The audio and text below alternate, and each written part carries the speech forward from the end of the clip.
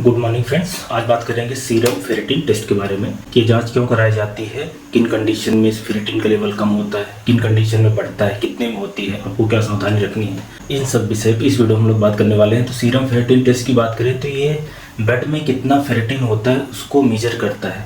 अब फेरेटिन एक तरीके का प्रोटीन है जो कि आयरन को बाउंड करके और शरीर में स्टोर करता है। तो फेरेटिन मतलब आयरन का स्टोरेज फॉर्म। तो ऐसा कह सकते हैं कि शरीर में आयरन की कितनी मात्रा है, स्टोर्ड मात्रा है, वो फेरेटिन बताएगा। तो अगर लो फेरेटिन अगर किसी का कम हो रहा है, इसका मतलब है कि उनके शरीर में आयरन की कमी हो रही है, जैसा कि आयरन डिफिशियंसी एनीमिया होती है, मतलब खून की कमी अगर आयरन के कारण हो रही है तो उस केसेस में ये फेरेटिन कम मिलेगा। और अगर शरीर में फेरेटिन की मात्रा बढ़ती है तो इसका मतलब है कि शरीर में आयरन ओवरलोड हो रहा है। अभी आयरन का ओवरलोड बहुत सारी कंडीशन में हो सकता है, अलग अलग वजहों से।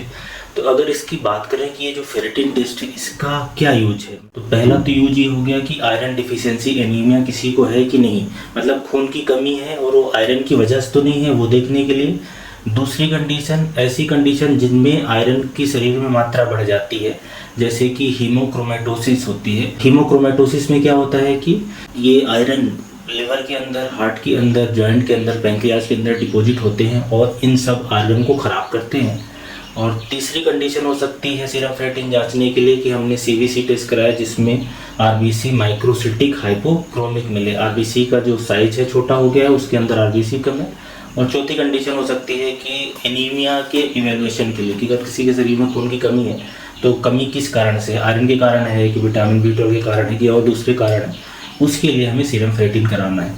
अब ये जांच आपको टेस्ट लैब में होगा जिसमें आपको कोई खास प्रिपरेशन की ज़रूरत नहीं है। मॉर्निंग का सैंपल देना ऐसा रिकमेंडेड है, ज़रूरी नहीं है, लेकिन सुबह का सैंपल दें तो बेटर रहता है। उसके पीछे की वजह यह है कि जो आयरन का लेवल है वो डायगोनल वेरिएशन शो करता है, इसलिए मॉर्निंग का देना बेहतर रहता है। और अगर इसकी जांच की बात करें कितने में होती है, प्राइस की बात करें तो आपको ये अराउंड 700 से लेके 800 के बीच में आमतौर पे मिल जाता है। कई बार लैब हो सकता है डिस्काउंट वगैरह भी देते हैं।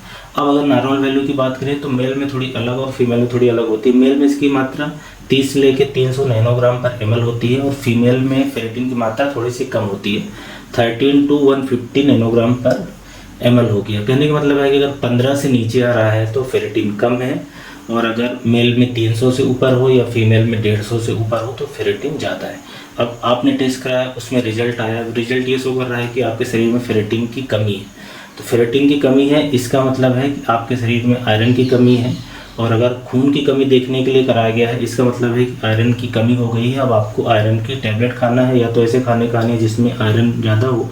और अगर फेरेटिन की मात्रा आपके ब्लड में ज़्यादा मिलती है तो उसके लिए भी काफ़ी सारी कंडीशन हो सकती है, जैसे कि एक तो हो गई हीमोक्रोमेटोसिस हो गया जिसमें आयरन आपके शरीर में ज़्यादा हो जाता है। इसके अलावा एक पोरफायरिया करके बीमारी होती है, उसमें भी फेरेटिन बढ़ता है। ऐसे लोग जिनको बार बार ब्लड चढ़ता है, ब्लड ट्रांसफ्यूजन होता है, जैसे सिकल सेल एनीमिया है, थैलेसीमिया के केसेस में, तब इसकी मात्रा बढ़ जाती है। ऐसे लोग जो आयरन की गोली है वो ज़्यादा खा रहे हैं तब बढ़ सकती है।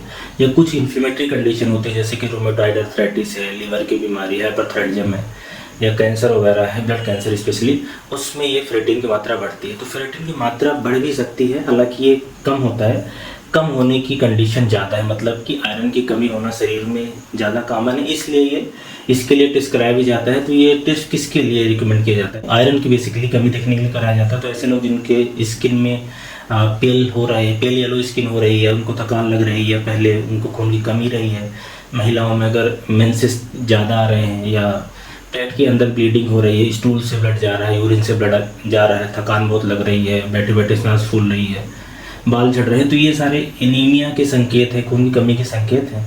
और खून की कमी किस चीज़ से हो रही है उसके लिए सीरम फेरेटिन कराया जाता है। वैसे सीरम फेरेटिन अकेले जांच नहीं कराई जाती है, जब भी कराया जाएगा तो सीबीसी है, आयरन की मात्रा है, टोटल आयरन बाइंडिंग कैपेसिटी है, ट्रांसफेरेंस, सैचुरेशन है, ये और भी कुछ जांचें करके फिर देखा जाता है कि किस तरीके की कमी है या किस तरीके की आपको एनीमिया है। वैसे जो सीरम फेरेटिन का मेन डिफरेंशिएटिंग पॉइंट है कि आपको जो खून की कमी हो रही है वो आयरन के कारण हो रही है कि एनीमिया ऑफ क्रोनिक डिजीज के कारण हो रही है। कहने का मतलब है कि बहुत सारी क्रोनिक बीमारियां हैं जैसे कि रूमेटॉइड आर्थराइटिस है, या दूसरे भी इन्फ्लेमेटरी लीजन है, पेट में भी हो सकते हैं, हड्डियों इन्फ्लेमेटरी लीजन हो सकते हैं। तो उसके कारण आपको खून की कमी हुई है कि आयरन के कारण खून की कमी हुई है, यह डिफ्रेंशिएट करने के लिए सीरम फेरेटिन टेस्ट एक बहुत अच्छा ही जांच होती है। आयरन डिफिशियंसी के कारण अगर होगा, एनीमिया होगा, तो सीरम फेरेटिन कम होगा। लेकिन अगर आपको क्रोनिक बीमारी के कारण एनीमिया हो रहा है, उस केसेस में सीरम फेरेटिन या तो नॉर्मल रहता है या तो बढ़ जाता है। तो ये सीरम फेरेटिन का ब्लड में टेस्ट कराने का क्या मेन एम है, कैसे कितने में हो जाता है, आपको कैसे समझना है रिपोर्ट को, ये आप समझ गए होंगे, ऐसे मैं उम्मीद करता हूँ। Thank you so much for watching this. Bye bye.